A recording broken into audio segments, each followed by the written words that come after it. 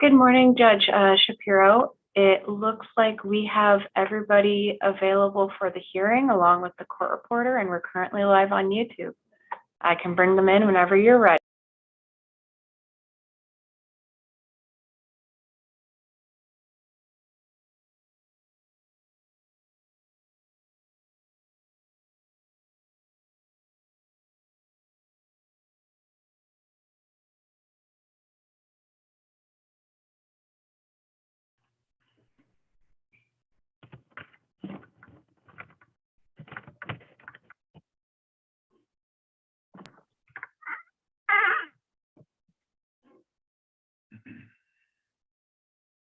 Okay, are you ready for them to come in? I think you were muted a little earlier. Yeah, I'm ready.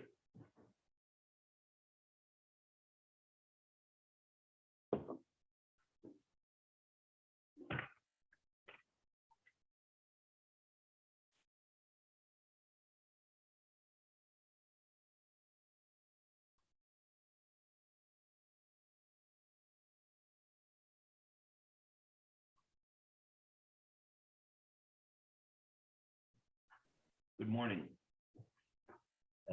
Can you both hear me? Yes. Yeah. Mr. Schwartz, you seem to be muted. Is it Turf or Yes. Turfy? How do you think? Turfy. Turfy. Okay. Thank you, Judge. Judge, can you hear me? You just said I was muted, but I think I'm unmuted now. But Very good. And Great. we have Roberts here as our court reporter. Welcome. All right, so we are here on the plaintiff's motion to adjourn the scheduling dates. And before we begin, I do have a couple of preliminary questions since I'm new to this case, all right? Sure thing. So, Mr. Turfy, what's still at issue in this case? What documents have you not received or received a finding of privilege? Your Honor, I guess starting with Judge Baxter's report, there is the line item, I believe 21, and my brother counsel can correct me if I'm mistaken, but that line item was deemed to be outside of the attorney-client privilege by Judge Baxter's report, and I believe that was also remarked in your order. So that document, in addition to what we believe are information that can be produced via depositions as to why this Foia was denied, that would be the balance of the discovery required in this case. Hold on, I seem to have just lost you. How do you like that? Gosh, what we happened? can still hear you. Yes, we can hear you, Your Honor. There we go. Sorry. All right, so is item 21 the one that she said had to, I was supposed to look at? Right, that was something subject for in-camera review. I thought I received that and issued a ruling, and I asked my assistant today, and she said no. Mr. Schwartz, did you guys send it in?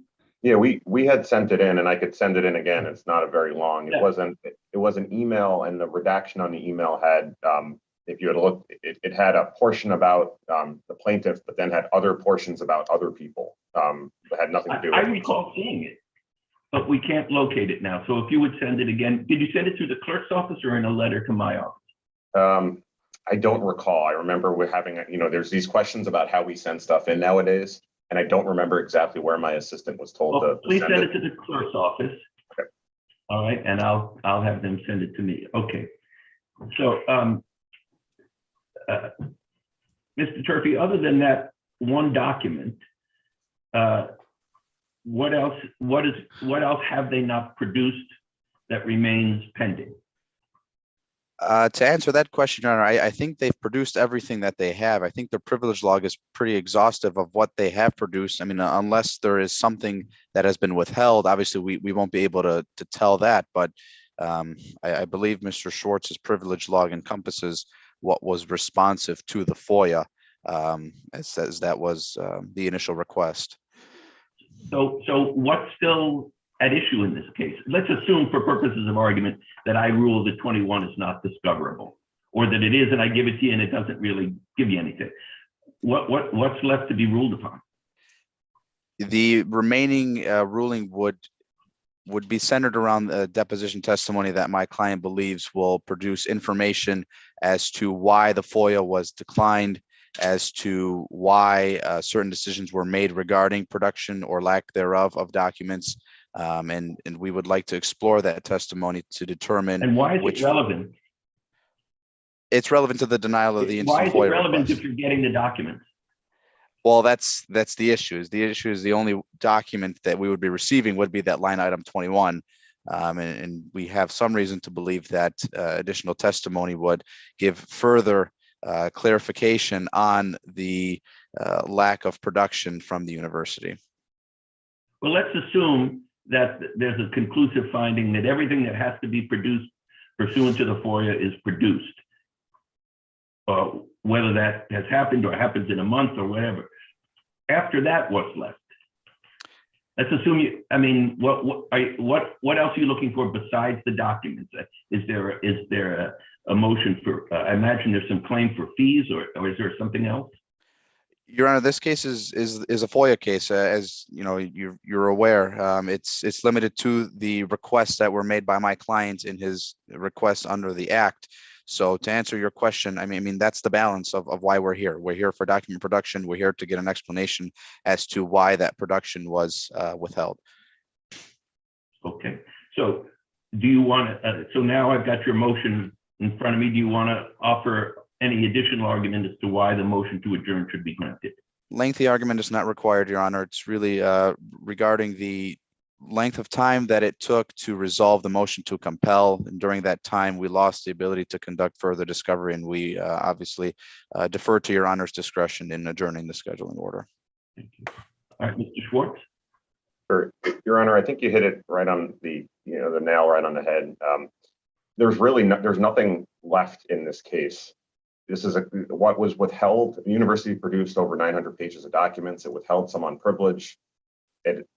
That determination has already been made. These depositions. Can you hear me? Yeah. I'm a little hard of hearing, but go ahead. The depositions won't add anything to the privilege determination. It's been briefed ad nauseum. We've had now, several orders that have conclusively determined it. There was an opportunity to object to those privilege determinations. All we think that's left is either the court to enter judgment on the case right now, because this whole case is about whether the university properly withheld privilege, exempted records from a FOIA request pursuant to the attorney-client and work product privileges. Those issues have been resolved. The depositions that plaintiff seeks to take really would not add anything, nor could they add anything. Some of them are not even about the FOIA request. They're kind of an opportunity or an attempt by the plaintiff here to keep going after what was a completely different case, his FOIA case. And I think that's why my brother counsel here is having a hard time articulating how these are useful. His client wants to go after stuff about a case that was never before this court and is no longer before the federal court. If you wanted to kind of explore discovery, could have done that during almost a year that we had discovery. There was never a stay on discovery. If they wanted to take depositions, they could have done it during the last year, and they never did. There's really no need for this case to proceed any longer. FOIA cases are supposed to be handled fairly quickly and efficiently. We just don't think there's any justification for extending the scheduling order. And if the court were so inclined, we're going to have further motion practice because, as you would probably anticipate, my client's not going to agree to let Mary Sue Coleman or even Regent White be deposed. And even Sally Churchill is at such a high level, I don't see what relevance she has either. I believe I've laid out the rest of the arguments in our brief, but I'd be happy to address any questions you may have. Okay, I want to go back to Mr. Turpey for a moment. So have any documents been produced pursuant to this lawsuit that were not produced in the initial FOIA response? Your Honor, I do not have that question answered right off the top of my head. I'd have to review the balance of the documents. I'm sorry, I don't have an answer for that question. All right. Your Honor, I might be able to answer that. I believe what we did is we produced. We produced the same production again. So we reproduced what was produced as part of the FOIA response. But then there might have been communications, like we produced the FOIA request, and then the university's request for an extension, and then all those communications that go back and forth, which Mr. Daneshvar already had, but he's which just got reproduced in a nice package format as part of the lawsuit. All right. I'm sorry, Mr. Turfy, go ahead. No, I'm sorry, Your Honor. I didn't have Okay. anything to say. So in this case, there was an initial SD motion filed, which unfortunately Judge Stevens didn't give us much explanation on. Was there any argument at all? Was there any hearing? No. No. Okay. All right. Well, I'm prepared to rule. I'm going to deny the motion to extend discovery. I think there's been ample time, and there was not a basis to have failed to have attempted to depose these individuals earlier. Plus, they are high ranking, and I don't think there's a clear showing that they're going to potentially offer something that's going to change the status of this case. It seems to me that at this point, with the exception of one document, everything that is outside of the privilege is now in the hands of the plaintiff and counsel.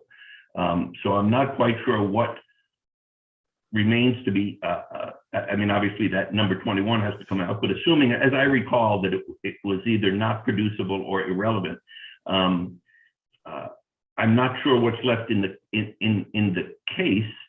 And again, I turn to you, Mr. Turfy. I mean, let's assume I conclude that everything that has to be produced is produced. What else do you want to do? If everything is produced that needs to be produced, then that's the resolution of this case. I mean, that's exactly why we filed this case to begin with, to obtain production of documents. All right, so assuming I issue an order, again, assuming that I issue an order that number 21 does not need to be produced, should I issue it? Will you stipulate to dismiss? Should I issue an order, or is there something else to try? I'm not somebody who likes to, throw cases out, but if there's nothing left, I don't see any reason it should still be on the docket. I will definitely understand that, Your Honor. If, pending review of line item 21, that's definitely a conversation that I think the parties will have in consideration of what's to come pending Your Honor's ruling on that document one way or another. All right, well, I'll get that out promptly as soon as I get the refile document. Again, I apologize. I will issue an order one way or the other. In terms of today, Mr. Schwartz, you can submit an order indicating the denial. If you wish to just say for the reasons on the record, that's fine. So has this matter ever been facilitated? I'm not sure there is something to facilitate. Yes, we've both participated in mediation, quite productive mediation, I will add. So we've, I guess the process came up until this hearing. Oh, okay. So is there anything still going on in mediation? Or are they pretty much, or is it concluded? Brian, I defer yeah, to you. so the university made its last offer through its last response, I guess, through the mediator. We haven't received a response. The parties are pretty far apart unless one of them, I guess, changes their position fairly drastically. So I don't know if that's a correct summary, Terry. Okay. Well, certainly it doesn't sound like I have to wait to issue any decisions. Okay. Anything else for today either of you wish to raise? Your Honor, it sounds like everything will happen fairly quickly. I'd rather not have to draft a motion for summary on an issue that it seems like might already be resolved, which is our date is April 7th. And I could go ahead and draft. I can't imagine it's going to be really complicated and long to do so, but should I hold off on filing anything? Well, I'm Mr. Schwartz, I'm sorry, if you could speak a little louder, it would be helpful. And sure. So could you just say again what I understand? You don't want to have to file another SD motion, and then I kind of lost what you said. I'm sorry. Sure. So our deadline to file an SD motion is April 7th. And it sounds like dismissal without me ever putting together another motion and brief is a possibility here. And in the interest of saving my client some time and fees, I'd rather not go ahead and draft another motion. Okay. Well, I understand your position, but I think what we need to do is I'll issue this ruling. Then you and Mr. Turfy talk. If you can agree on a stipulation, great. If not, I think you'll have to file another SD motion. If you want to refer to the prior motion, that's okay. And then give me anything new that you have. I think that's the best I can do for you. Okay, no, that's helpful. Thank you, Your Honor. Okay. Mr. Turpie, anything else from you? Thank you, Judge. Nothing further. Thank you both very much. All right. So this hearing is concluded. Thank you, Ms. Roberts. Thank you. And I'm sure she's going to want to know if anybody wants to order this transcript. It's gone. No, thank you. No, thank you, Your Honor. All right. Thank you both.